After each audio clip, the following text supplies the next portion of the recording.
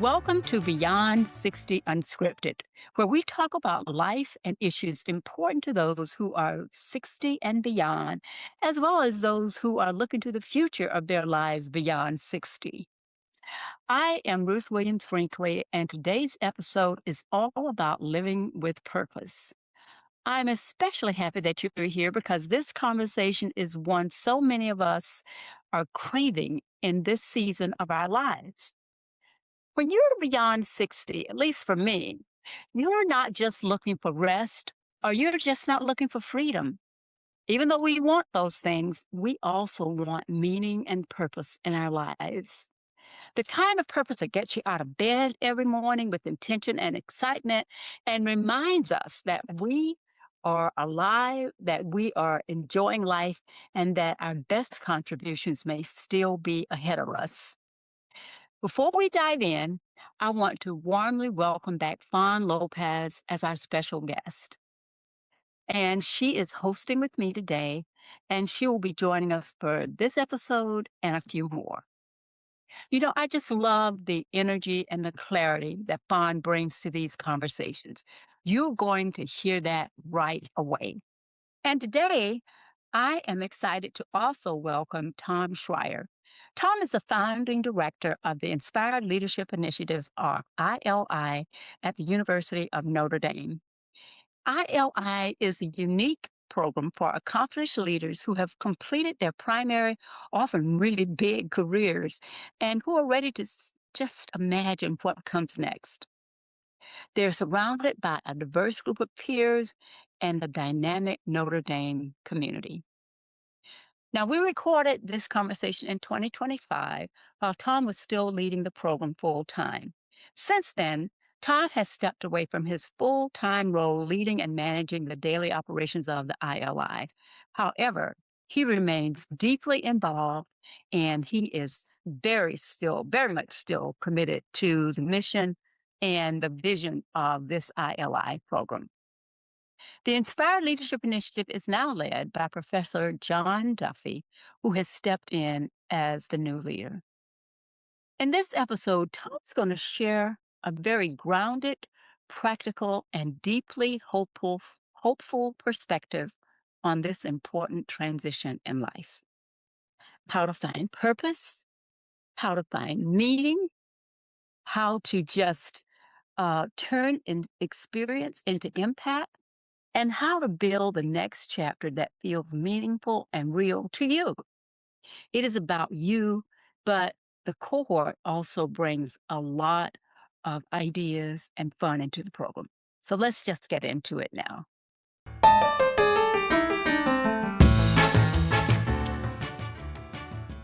So let's kick things off with our Beyond 60 Buzz, where we take a quick look at a hot topic that's shaping our lives after 60. So I've been reading up on this whole idea of what do you do after 60 and how do you get purpose in your life. So one of the articles that I've read has to do with execs going back to college, ex-execs.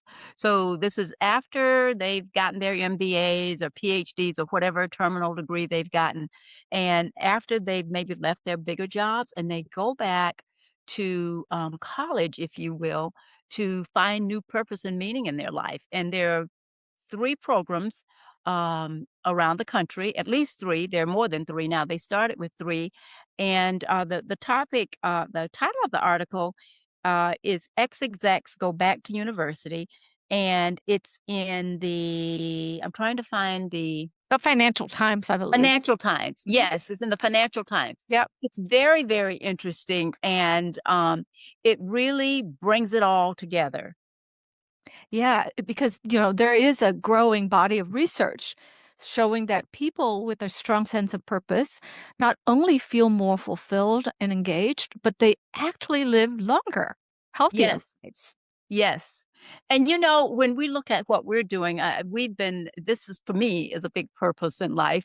I just love what we're doing, and I hope our audience will love it too, because we're really talking about this space that we're exploring that hasn't been explored before. Wouldn't you think? Absolutely. And when we talked about Beyond 60 when we first talked about it. Our whole mission was to uh, create impact, right? And that is part of a big part of finding purpose.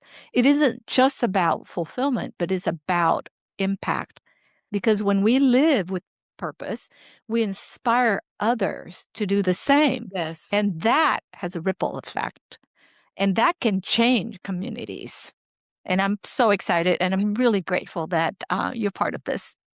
Me too. And then, we talked to Leslie Braxick, Yeah.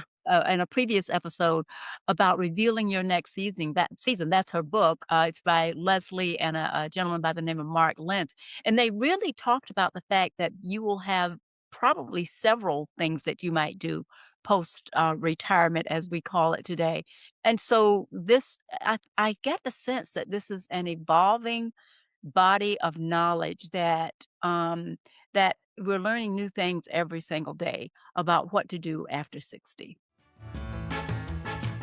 Well, we know that there is no one formula for how to best live life after 60 with purpose, meaning, passion, and fulfillment. We are so pleased today to welcome today's guest, Tom Schreier, who is the founding director and term teaching professor at the Keough School of Global Affairs at the University of Notre Dame. Tom leads the Inspired Leadership Initiative, which is a program designed to help accomplished individuals find their next purpose after a traditional career. Tom, welcome to Beyond 60 Unscripted. Oh, Ruth, it's an absolute pleasure to be here. I look forward to our conversation. Well, we're really glad to have you, Tom. So you and I've had a little bit of conversation about the Inspired Yeah. Leadership Initiative, and I just mentioned that you're the founding director of it. However, before this role, you had a very long and successful career in finance and investment. Tell us about your career and what led you to get involved with the Inspired Leadership Initiative at the Notre Dame Institute. Yeah, I'd be happy to. I was very fortunate over the course of my career to find myself in a number of different leadership positions. My career culminated in my traditional career, I will say, because I feel like I still have one. But it culminated in financial services, asset management, more specifically in 2015. And the final position that I had was co-leading a large asset manager based in Chicago called Nuveen Investments. And at Nuveen Investments, we had our business was, of course, managing money for people and for institutions across the globe. And our model was acquiring smaller institutions and then folding them into our organization. And ultimately, we ended up being an entity that was folded into another organization, an organization that's very familiar to educators and people that are in nonprofits. TIAA Investments Mm, acquired us in yes. 2014. And in 2015, um, I had the opportunity to move to New York to potentially find myself in the role of CEO of that larger organization. What that would have required, because the then CEO, Roger Ferguson, was slated to be the Secretary of Treasury had Hillary Clinton been elected. But we know how that election went, and Hillary wasn't elected. And so ultimately, I was glad I didn't move my family to New York, and I ended up staying back in Minnesota. And then that really caused me to embark on a search myself for, what would be next for me. And that's what ultimately led me to the Inspired Leadership Initiative. Wow.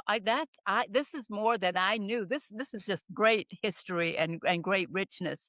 So tell us about the program and what you're doing to help people over 60 find purpose after retirement and a little bit about the typical profile of the people who join the initiative. Yeah, I'd be happy to do that.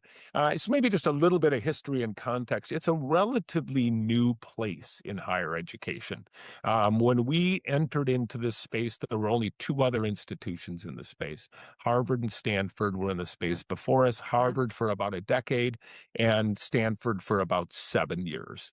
And so, actually, I was thinking, one of those two programs would be quite intriguing to do. So I applied to both and was fortunate enough to get into both. And then we went, as fate would have it, to drop our daughter off at Notre Dame. And I knew one of the vice presidents very well, a classmate. And he asked me, "What are you going to do now that you've sold Nuveen?" And I said, I'm thinking about going to one of these programs at Harvard or Stanford. And he looked at me and said, "I have a better idea for you. Um, how about do you think about launching a program like that with us?"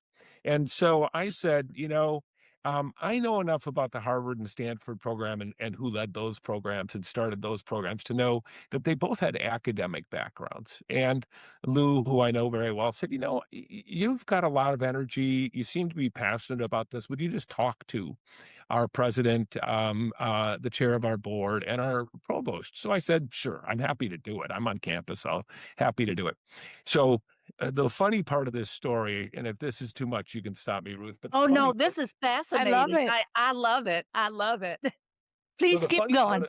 yeah, okay. The funny part of the story is I'm helping our daughter move into her dorm, and daughters tend to bring a bit more stuff than boys, right? We had two boys and Yes, then yes, a that girl. is true. And so I'm carrying her stuff up into her air conditioned, not air conditioned dorm room in a t shirt, a pair of shorts, and sandals. And my cell phone rings and it's Lou. And Lou says, "Are you still willing to meet with the university leadership?" And I said, "Sure, just let me know when." And he said, "How about right now?" Now, And I'm like, that is unbelievable. It is. yeah. And I'm like, "Lou, you just have to, if you looked at me right now, you'd say no. That's not a good idea." He said, "Well, you know what? They're never all together. They happen to be together. Would you just come up to the provost conference room on the third floor of the administration building?" And I said, "Okay, Yeah. So Shorts I go and up there. T-shirts and all. Yep, and I'm in a full lather. I will tell you, it was not a pretty sight.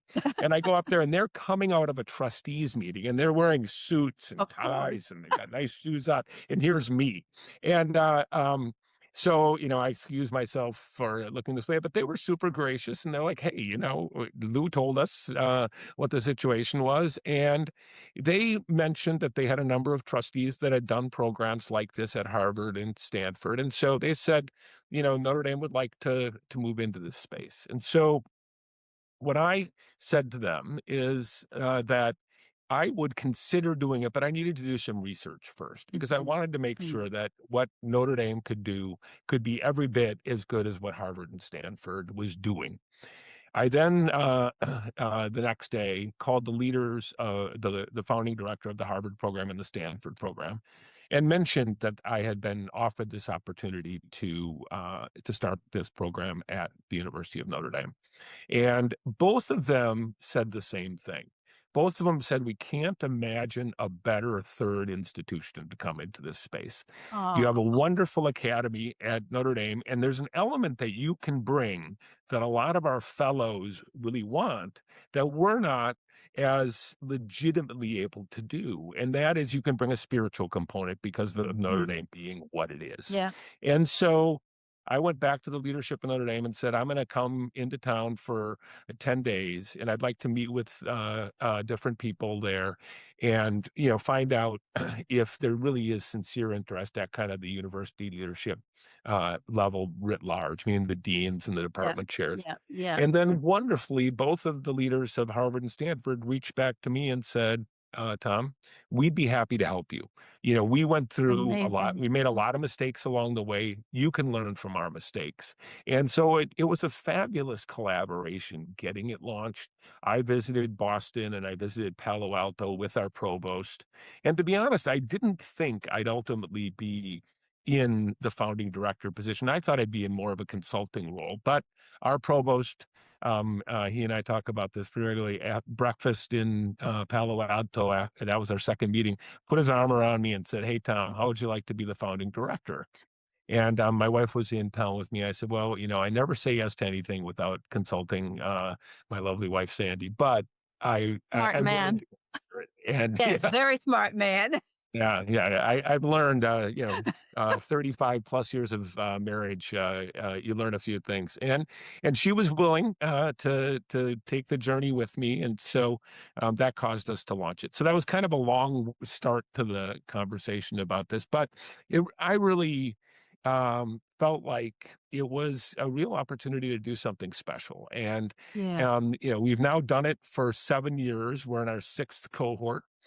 We took 1 year off for COVID because it didn't make sense. Well, Notre Dame was in session, one of the few universities that was actually in session in person. Bringing 50 to 80-year-olds to campus just didn't seem to make a lot of sense during the peak of COVID. Yeah. And so, Yeah. just a little bit about who our fellows are. And one of the ways we wanted to be distinctive is instead of using the word successful, what we use is the word accomplished.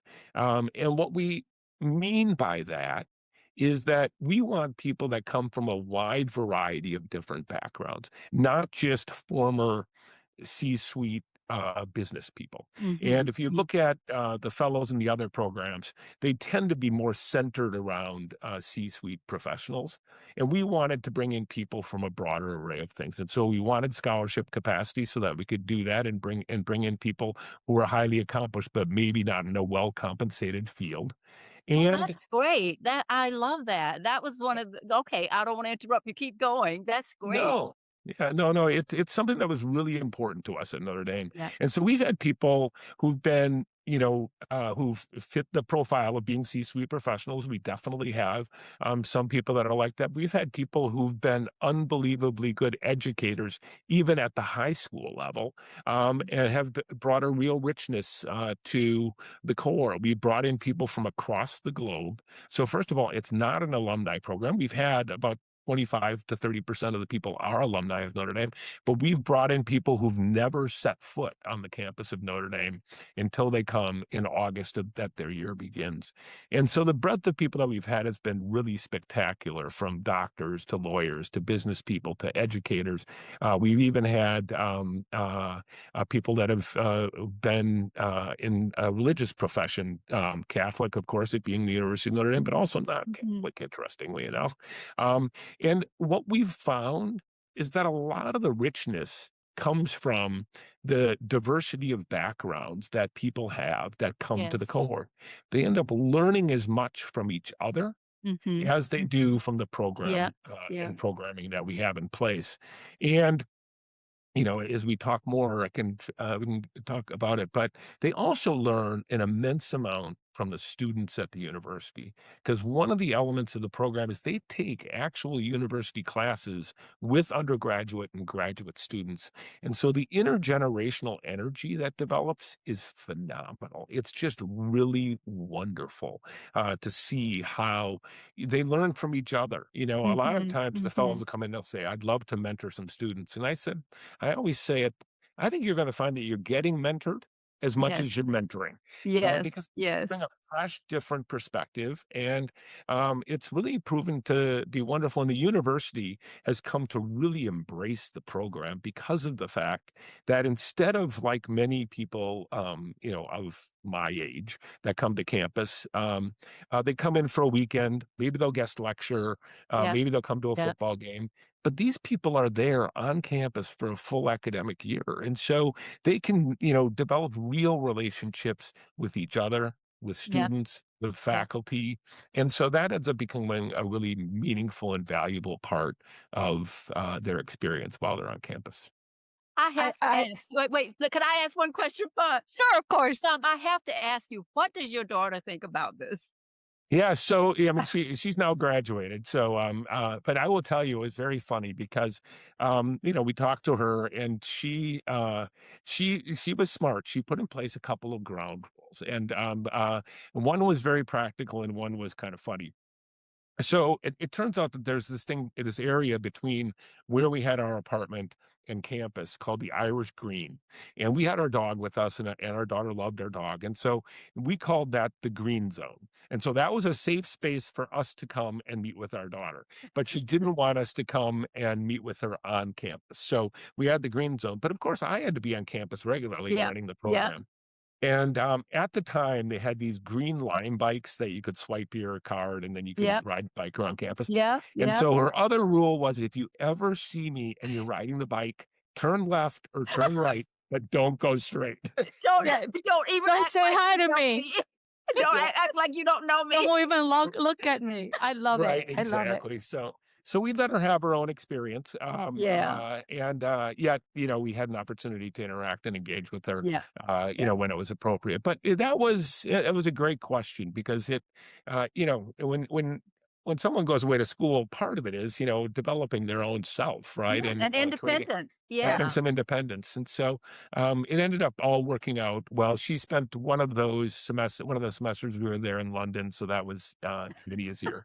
But I did my best not to, have encounters that were too embarrassing for her.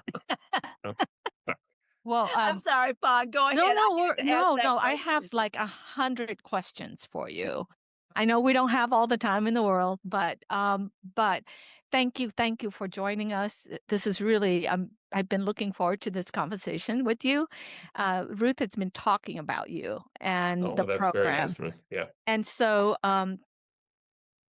tell me a little bit. I love hearing the fact that Notre Dame created capacity for scholarships for folks, and you talked about the cohorts coming from all walks of life. Well, mostly, and from all over the world, right? Yep. So, Yep. can you tell us, share with our audience, uh, the size of of the cohort, and then in terms of mix, how what percentage are coming from the U.S. and those that are coming from outside of of the U.S.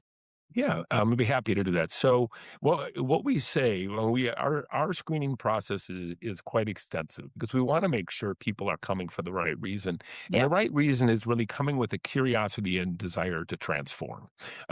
Most people, I think, when they finish their career, I'll use a lawyer because it's quite easy. They think that all that they can do for the rest of their life, if they're going to do anything, is pro bono legal work, and that's not true. There's a lot of different things they do. So we want people to come that are really curious. So and we want people that also have a high EQ, right? Because they're coming to the university really to be a student, not to be an expert, right? They'll guest lecture in their area of expertise occasionally, but really they're coming to be a student. And so our sweet spot is kind of a cohort of around 20. We've been as large as 25 and we've been as small as 15. And I always say it's about the right people, not the right number. If we can get the right people, then the magic is going to happen. And we've been almost exactly 50% women, 50% men, which we had hoped to be. In terms of our mix of global and domestic, we're about 75% US and 25% outside of the US. There's an interesting little fact there that I didn't expect. You learn a lot when you do something dramatically different than you've ever done for the rest of your life. And that is our non-US are from we've had a couple from Europe, but a lot of our fellows that come from outside the U.S. come from South America and from Africa. And the reason people don't come from Europe is nobody is accustomed to paying for higher education in Europe. It's all that makes free. sense. Yeah, that's right. Right. And so, we get some, but it's just a different culture in terms of Europe. But we've developed some great relationships in Cameroon and in Kenya in particular with some remarkable people. And our biggest recruiters for our program are our former fellows, right? So these people will come to the program for a year, They'll go back home, they'll tell their community about it, and in the next year, we'll get a lot of interest from people that they encounter after their year is over. So it's been really nice having that mix, and what's been remarkable is a number of our fellows have banded together to help work on things that our fellows based in those other countries are doing after they leave the program.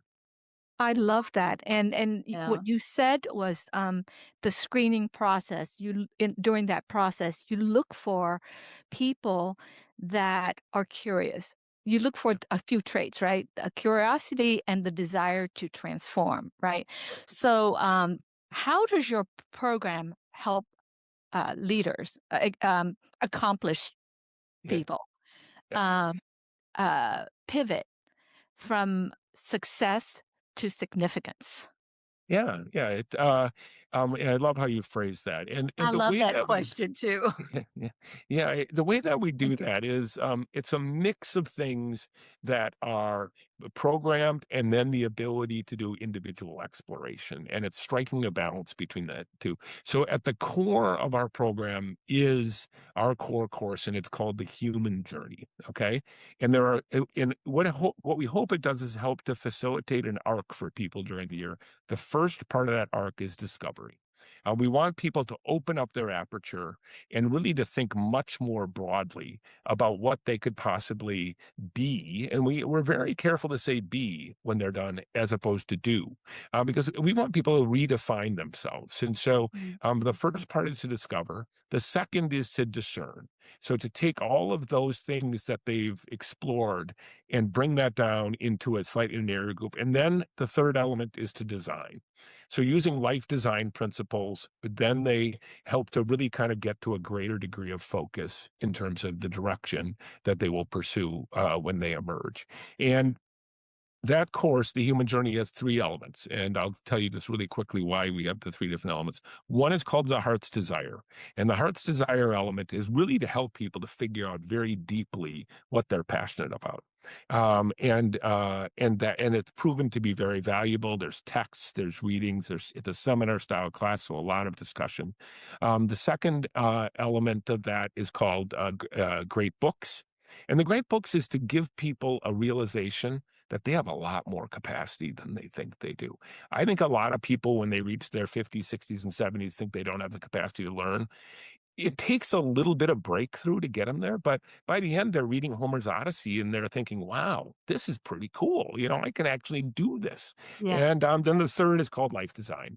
And the life design class it provides them with a lot of tools to hopefully then embark on their next act, well equipped. And in fact, what we give our fellows at the end of the year, which we hope is very symbolic, is a compass. So because what we hope that Ooh. they've done during the course of the year is fashion a compass. Mhm. And, Mhm. we believe that's really representative of a great tool for them. Because if we just gave them a destination and everybody left and said, I'm going to do this, then when they change their mind, they wouldn't know how to guide themselves to something Mhm. else. But what we hope we've given them is the tools that compose a compass. And that then when they make other changes, they have those tools that can reach into that toolkit and find their way, for the remainder of their lives, which hopefully, given longevity today is a long time. It's Mhm. why Mhm. programs like this have emerged. When you reach 65, a lot of people have 20 good years left, right? I Yep. mean, that's what your podcast is about, right? Yes. Yes, it And is. a lot of people don't know, they have a hard time finding direction, and so that's really what we see as our mission. Wow, I just, what occurs to me, I love the compass, the idea of the compass, and I think what you're saying, and I don't want to put words in your mouth, is that you may have several things you may want to do, and you don't have to just do one thing. You just have that compass. Did I get that right, Tom? Yeah, that was a great insight, Ruth, because a lot of what we encourage people to think about at this next stage in life is that I think of I'm a visual thinker. So I think of, Yeah. if you think of your life as a mosaic, right? When you're in the peak of your career, that middle tile, which is your job or your Yeah. career, is a big part of that mosaic. And then you've got family and friends and other things around it, but they're fairly small. Yeah. This is an opportunity to maybe have 2 or 3 kind of medium-sized tiles, right? That, Yeah. really tap into different things that you wanna be engaged in, and I'll, maybe use my life as a bit of an example, right? I mean, the center tile for me is the Inspired Leadership Initiative, but it's not as big as running a, multi-billion-dollar asset manager with Yeah. Yeah. thousands of employees, right? And then I've got the other things that I do. I serve on financial services boards. I serve on the Alina board. I do a lot of work with a local professional sports team. I have a lot of different, and I like that kind of ability now at this stage in life to kind of move between different things that I'm passionate about and interested in. And that's what we tell people is to think more broadly and think differently than you did before you came in. That's fascinating. Do we, if we have time, Tom, I think we do have time. Yeah. Could you share with us a couple of stories, if you could, about what some of the participants have done as a result? I guess "done" is not the right word, given your explanation. Where their compasses have pointed them Yeah. after they finish the course. One or two would be great. Yeah, I'd be more than happy to do that. And the great thing is now that we have, nearly 100 people that have gone through the program, I could tell you 100 really fun stories, but I'll just pick out a couple. One, which I think is good and kind of highlights the international nature of it, is we had a woman who from Kenya who was the first female pediatrician in Kenya, and then the first woman to Wow. run the largest public hospital in Kenya. So she was Wow. CEO of that public Yeah. hospital, a Yeah. remarkable woman, an amazing woman. And, so what she decided she wanted to do was start a foundation to empower young Kenyan women to get educated and to be more aspirational about what they can do, because it's not something culturally in her country that is terribly popular. Her career Right. path is Right. highly unusual. And so she started a foundation with some of the other fellows from the same cohort, and she is doing this remark. She named it after her mother, and which is Oh, really beautiful. And yeah. it is all about finding really promising, very young Kenyan women and working with them to help them to have the courage to do the kind of things that she did. So that's just a really fun and wonderful example. And Yes. she's been a Yes. great ambassador of our program. And we've had other people that have done amazing things there come to our program. So it's been really great. And she's just an inspiration.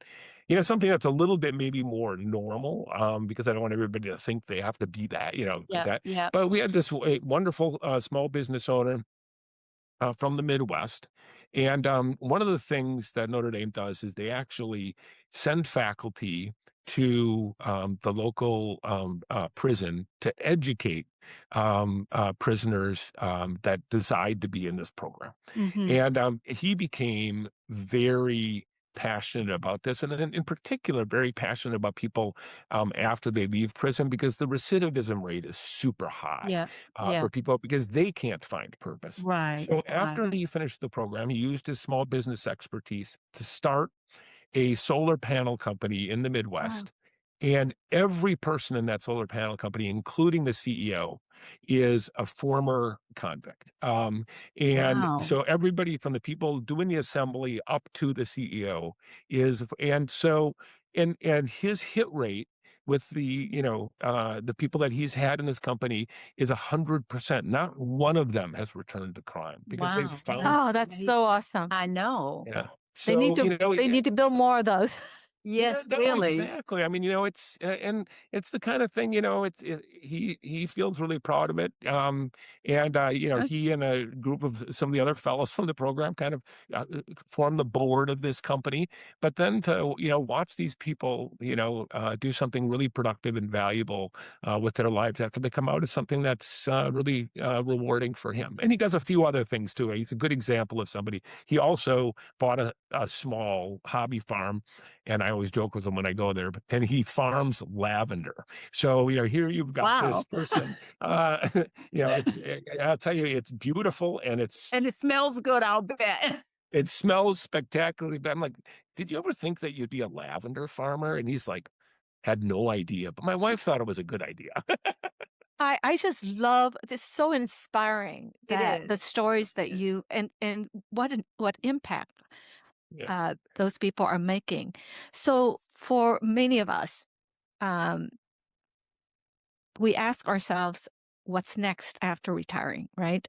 So how do you help people find clarity? Yeah, it is. So I will tell you what I've learned, right? Because I was not an expert in this at all when I came into it. What I would say is my superpower might be I'm a good convener of people who are experts. But what we've learned is you have to take people out of their comfort zone in order for them to really transform. Mhm, And mm. so, that really is done, and part of it is just, taking people that are used to a certain rhythm of their life and suddenly, they have a backpack on their back, they're wearing tennis shoes, shorts, and a hoodie, and they're walking on campus like students. So, some of it is just, helping them be in a different context. And then a lot of it is really the combination of the two things I mentioned. One was the core programming, but also the ability to take virtually any class on campus as long as the Mhm. faculty member is comfortable with, and the faculty member that has have come to love having our fellows in their class. And so by really, taking them out of their comfort zone, having this core course that challenges them to think differently about the direction that they want to take, and then allowing them to explore that by taking classes in areas that could be valuable and lead them towards the direction that they want to pursue. That combination works. What I will also say, and what I wouldn't have anticipated, it's also the conversations that happen among the fellows. Yeah. Because another core element is we have Mhm. a fellow dinner every week. The first part of those dinners is them telling their story. And we're like, don't recite what's on LinkedIn, right? Anybody can look that up. Tell your Yeah. story. And people tell their story. We're invited to come, and we oftentimes go, and they go very deep in terms of their background, who they really are, how they got to where they are, all of those kinds of things. And it's just kind of a combination of all of those things that really helps people to realize that there is something else out there that they might very well want to pursue, and then they can prototype that a bit. And if Yeah. the first thing they decide isn't the right thing, hopefully we give them a Yeah. toolkit to kind of point themselves in a different direction. Yeah. Yeah. So people can do several things, or either sequentially or if they find something doesn't work. I love that. So there have been a few studies, not few, several studies that link purpose to longevity and better mental health. Tom, why do you think having a sense of mission is so important, especially at this stage of life? For people, you've talked a lot about, people who have been very accomplished, and I like using that term and then don't know what they want to do or they want to do something different, don't know how to get started. Why do you think this whole idea of having a mission at this stage in life is so important? Yeah, I think and I would just add one other element because there's also a lot of studies on this too. I think having a mission and having a community are two things and Yes. there's been a lot of research on both, right? And I think the mission element of it it provides just a remarkable amount of really positive energy for people that allows them to engage in, if you think holistically, right, from a mind, body, and spirit perspective, it allows them to engage in a much more meaningful way if Yeah. they've got a purpose and Yeah. if they've got a direction, kind of a reason to get up in the morning. And I feel like I'm incredibly privileged to be in this role because I get to witness this happening with people that come in. I would say on average, people are 4 to 5 years out of their career. We have some people that have just finished, some much longer, but a lot of people come in tired. They just don't have a lot of energy by the end of it. And then after, when we hold reunions, to see the energy these people have and the passion that they have for the things that they're doing and this incredible new community of people that they can engage with regularly. And they do, they travel together, they visit each other at their homes. It's Mhm. crazy what these fellows Yeah. do. I mean, and our reunion, we didn't really have an at-scale reunion until 2 years ago because we've only had the program for 6. But Yeah. we had 90% of our fellows come back. A lot of them brought their Wow. families. Most of them that are married brought their spouses. I mean, they just want to be together. And then they would tell us stories of one group went to Ireland together, another group, almost all of the first cohort went to Kenya to go visit the woman I mentioned before. Yeah. I mean, it's just Yeah. amazing the things these people do. And, one of my favorite sayings, which people that work for me don't like me to say too often, but is if you want something done, you ask a busy person. Yeah. Yeah. And these people are just busy enough to, kind of dive in and do a lot of different things, and that's fun. So to what you mentioned earlier, Ruth, a lot of these people are doing multiple things, and a lot Yeah. of them are doing multiple things that aren't at all what they were doing before. And that's, I think, it gives them a lot of energy. And I think it just gives them, like I said, a reason to get up in the morning and be excited and be energized. And I love to run into the kids. A lot of times they'll bring their children when they come back to the reunion. And the children are like, thank you. Dad is, or mom, is Oh, such a much better person yeah. after they've done the program. They were bored, they didn't really know what to do. Now they've got a direction, they have a different level of energy. That to me is like one of those really Yes. heartwarming, but I just love this conversation. And unfortunately, we are running out of time. I have a final question for you, Tom. And thank you again for sharing your insights and experience with We us. are grateful, just so Yeah. grateful. And for those that cannot commit to a program like yours because it requires for them to live on campus and amongst other things. What are some ways that people can align their talents, values, and passions in retirement, and to find purpose, to create a purposeful life?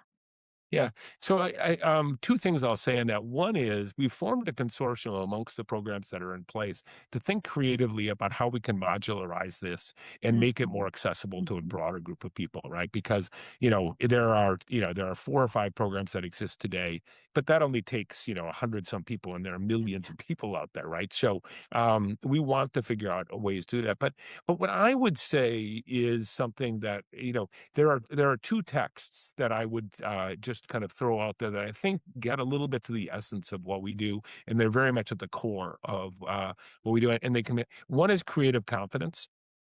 Creative Confidence is a spectacular book, and it really that's a lot of what we talk about when we say curiosity. It's just the confidence to be creative about what you're doing, right? And in there are tools. And the other book is the book Life Design. Both of the books actually emanated out of Stanford. They tend to be really good in this space, but those are 2 good places to start because they get you thinking in the right sort of way.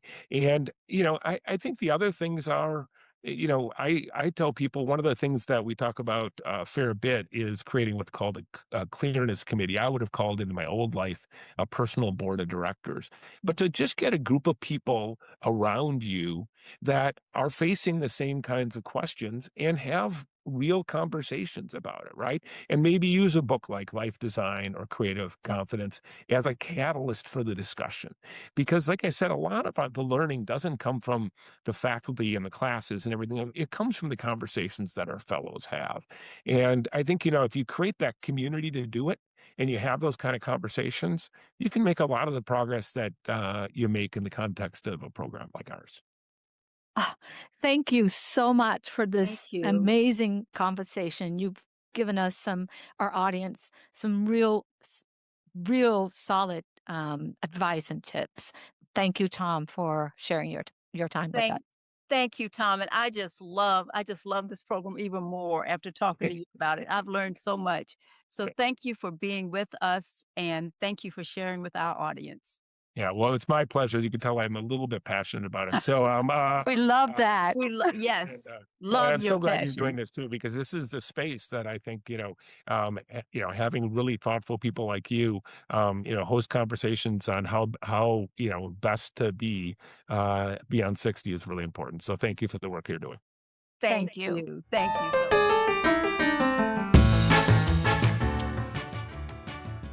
And now it's time for our weekly dose of insight and inspiration, what we like to call the silver lining. Ruth, share with us what our silver lining for this week is. I love the silver lining and I love this week's tip. So, solo travel is on the rise for those over 60. So, whether you're going across the country to the next city, across the world, it's on the upswing. So, one of the tips is to look for hotels that offer solo friendly stays with what we call community dining or dining at a community table where you're not by yourself, unless you want to be by yourself. It's okay to be by yourself. And then also looking for group activities so you can meet fellow travelers and adventurers along the way. People have met wonderful friends on these type trips. So the goal here is to not be afraid to travel by yourself and you don't know who you're going to meet along the way. Yes, it's my niece has been doing solo traveling for a long, long time. She loves it. She meets so many people. So whether you're heading across, like Ruth said, across the globe or just across the country, a solo trip can be a powerful way to reconnect with yourself and discover something new. And just like that, episode 4 of Beyond 60 Unscripted is in the books. Tom, I just want to thank you for joining us today and for sharing your wisdom so generously. Your perspective on purpose, identity, and what it really means to become an even greater force for good in this next chapter is exactly the kind of conversation so many people want to hear and be a part of, quite frankly. And Fawn, thank you again for being here as our special guest host. I am grateful for your voice, your insights, and the way you help bring these topics and conversations to life. To everyone listening, thank you for spending this time with us. And if today's episode sparked something in you, something exciting, I hope, please follow Beyond 60 Unscripted on social media. And please, please share this episode with someone who might need a little inspiration right now. And if you have a moment, I ask you to leave us a review on your podcast platform. It helps more people to find the show and helps us connect with more people. Next time, Fawn will be back with us for an episode we just can't wait to share. All That Jazz with Dr. Molly Coy. We'll talk with Molly about how music, service, and community spaces like the San Francisco Jazz Center can feel joy, meaning, and connection at any age, but certainly for those of us beyond 60. Until then, keep moving forward, keep staying curious, and remember, your next chapter is yours to shape however you want it to be.